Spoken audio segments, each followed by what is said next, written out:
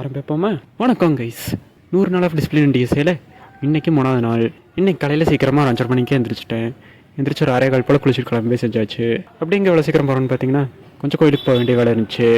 காலங்காத்தால் bus ஏறி கோயிலும் போய் சேர்ந்தாச்சு. அதுக்கப்புறம் வீட்டுக்கு ஒரு 11 மணி போல் வந்தேன்.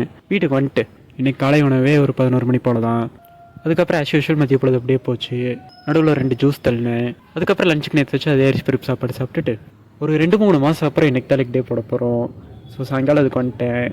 உடம்புல இருக்கிற ஸ்பேர் பார்ட்ஸ் எதுவும் கழட்டக்கூடாதுன்னு ஸ்ட்ரெச்சிங்கை போட்டுட்டு வெயிட்டை மாட்டிட்டு ஆர்டிஎல் ஸ்குவாட்ஸ்லேயே இன்னொரு வேரியேஷனு காப்லெட் ஸ்குவாட்ஸு. அதுக்கப்புறம் சாயங்காலத்துக்கு இன்னொரு டீயை போட்டுட்டு கொஞ்சம் வெளியே வேலை இருந்துச்சுன்னு போயிட்டேன். சரி இன்றைக்கி அவ்வளோ டீ குடிக்கல, நல்ல பையனாக இருக்கும் போலன்னு நினச்சிட்டு இருக்கிறப்ப தான் நைட்டு ஒரு 8 மணி இருக்கும். இன்னொரு டீ குடித்தேன். அதுக்கப்புறம் வீட்டில் புரதம் இல்லை, ஸோ முட்டை ஒரு டசன் வாங்கியாச்சு.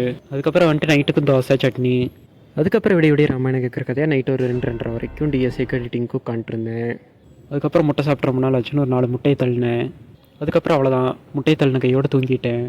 நாளைக்கு பார்ப்போம் கைஸ். பிஷுக்.